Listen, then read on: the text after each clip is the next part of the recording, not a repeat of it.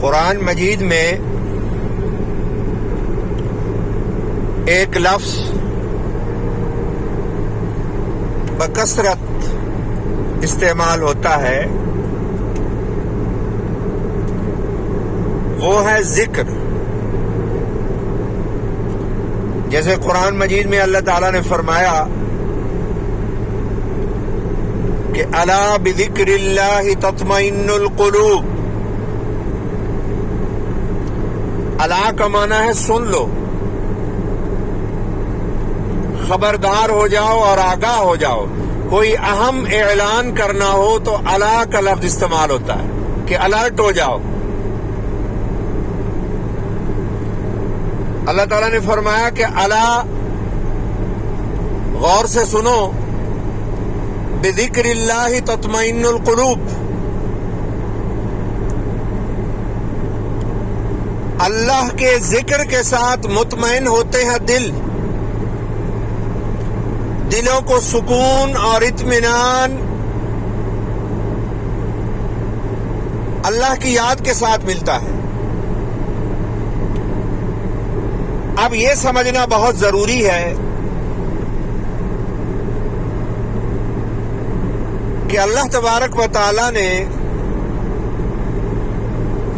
کس کس چیز کو ذکر فرمایا ہے۔ ایک تو اللہ تعالیٰ نے قرآن مجید میں فرمایا کہ اقم الصلاۃ لذکری، میرا ذکر کرنا چاہتے ہو تو نماز پڑھو۔ اقم الصلاۃ لذکری، مجھے یاد کرنا چاہتے ہو، میرا ذکر کرنا چاہتے ہو تو میرے ذکر کے لیے نماز پڑھو۔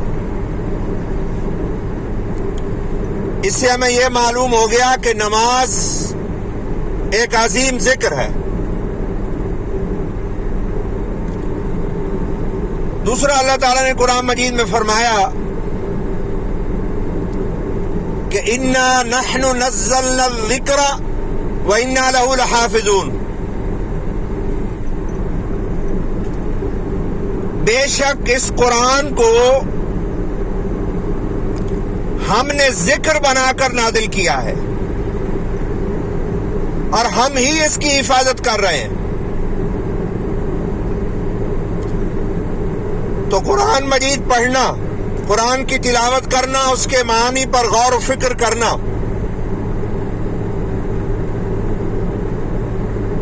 یہ بہترین ذکر ہے۔ اسی طرح اللہ نے فرمایا صاد والقرآن ذی الذکر، مجھے قسم ہے اس قرآن کی جس کو میں نے ذکر بنا کے نازل کیا ہے۔ تو جب تک آپ تلاوت میں مصروف ہیں، آپ اللہ کے ذکر میں مصروف ہیں۔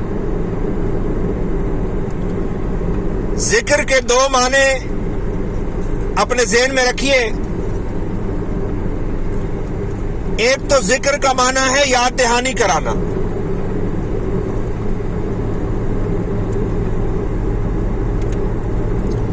اللہ تعالیٰ نے قرآن مجید کو اس لیے ذکر فرمایا ہے کہ قرآن مجید ہمیں بھولے ہوئے سبق کی یاد دہانی کراتا ہے۔ ہمیں ہدایت کا سبق بھول جاتا ہے، دنیا کے کاموں میں ہم مصروف ہو جاتے ہیں، غفلت میں ڈوب جاتے ہیں، حرص و ہوس میں ڈوب جاتے ہیں، شہوات اور خواہشات میں ڈوب جاتے ہیں۔ تو ہمیں یہ بھول جاتا ہے کہ دنیا میں کیوں آئے تھے، کیا مقصد ہے زندگی کا۔ تو اللہ نے قرآن مجید کو اس لیے ذکر فرمایا کہ قرآن مجید تمہیں بھولا ہوا سبق یاد کرائے گا، قرآن پڑھا کرو۔ اس لیے اللہ نے فرمایا کہ ہم نے قرآن کو الذکر یعنی یاد دہانی بنا کے نازل کیا ہے۔ نماز کو بھی اللہ تعالیٰ نے ذکر فرمایا کیونکہ نماز ہمیں اللہ تعالیٰ کی یاد دلاتی ہے، پیارے نبی علیہ الصلوۃ والسلام کی یاد دلاتی ہے۔ ہمیں اپنے مقصد زندگی کی یاد دلاتی ہے کہ ہم دنیا میں اللہ کی عبادت کے لیے آئے ہیں اور اللہ کی عبادت کی افضل ترین شکل نماز پڑھنا ہے۔ اسی طرح جیسے اللہ نے نماز کو ذکر فرمایا،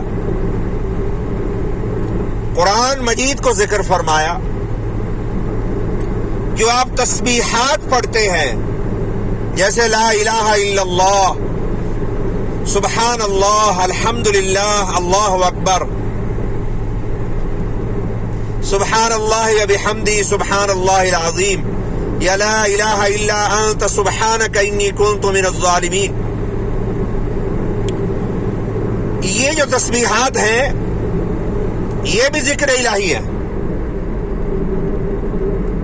جیسے اللہ نے فرمایا یا ایھا الذین آمنوا اذکروا اللہ ذکرا کثیرا، اللہ کو بہت یاد کرو۔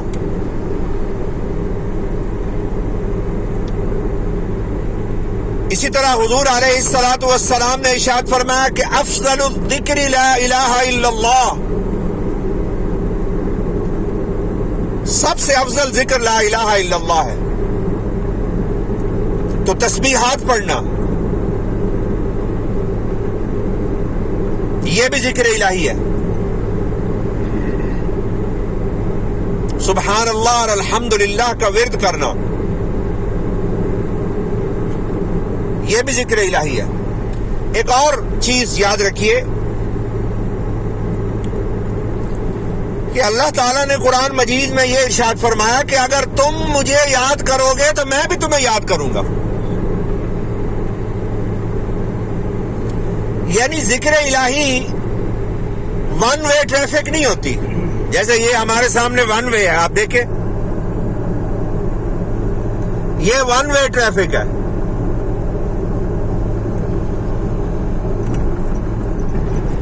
تو ذکر الہی ون وے ٹریفک نہیں ہے، ٹو وے ٹریفک ہے۔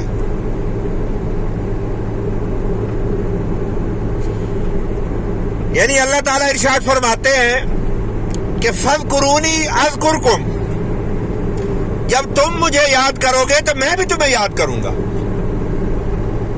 یہ نہیں کہ تم مجھے یاد کرتے رہو، میرا نام لیتے رہو، میرے قرآن کی باترجمہ تلاوت کرتے رہو، دعائیں مانگتے رہو اور میں تمہارا نام ہی نہ لوں اور تمہارا ذکر ہی نہ کروں، ایسا نہیں ہے۔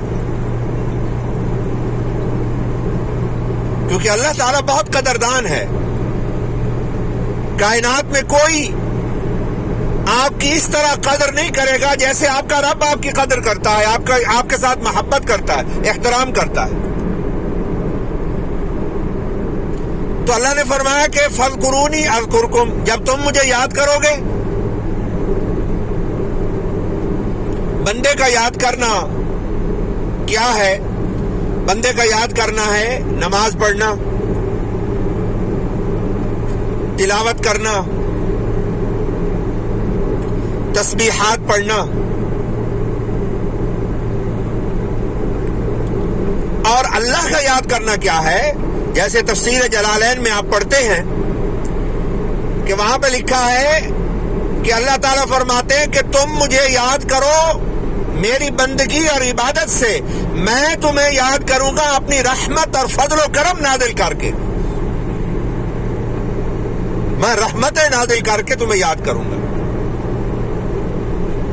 یعنی ہم تو تسبیح پڑھیں گے، نماز پڑھیں گے، ہمارا اپنا انداز ہوگا اللہ کو یاد کرنے کا۔ اللہ تعالیٰ اپنی شان کے مطابق بندے کو یاد کرے گا۔ اللہ تعالیٰ اس کے گناہ معاف کر کے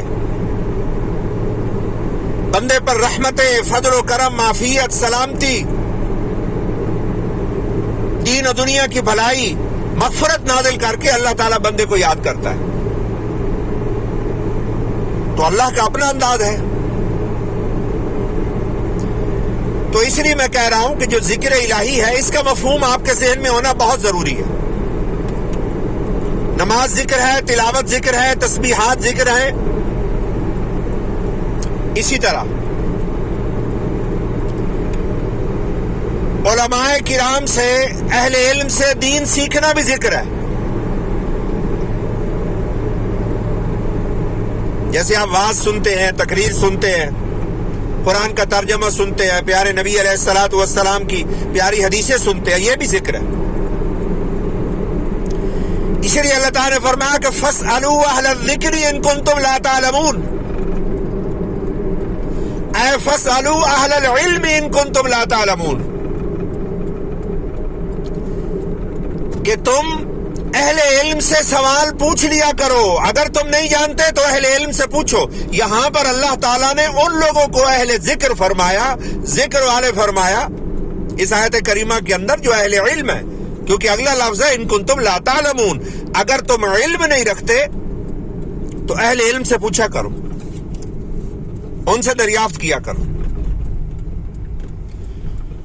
تو علماء سے سوال و جواب کرنا، دین اور ہدایت کی باتیں پوچھنا، یہ بھی ذکر ہے۔ اور ایک آخری چیز میں عرض کر دوں کہ بزرگان دین، اللہ والے، اولیاء کرام، بزرگان دین ارشاد فرماتے ہیں کہ یہ بھی ذکر ہے کہ آدمی کسی گناہ کا ارادہ کرے، اسے کوئی گناہ کرنے کا موقع ملے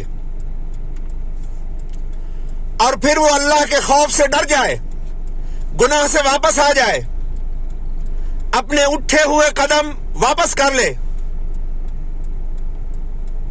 تو یہ گناہ، اللہ کے خوف سے گناہ سے بچ جانا، اولیاء فرماتے ہیں یہ عظیم ترین ذکر ہے، کیونکہ اس نے اللہ کو یاد کیا کہ میں نے اللہ کے سامنے کھڑا ہونا ہے، میں نے اپنے رب کو جواب دینا ہے،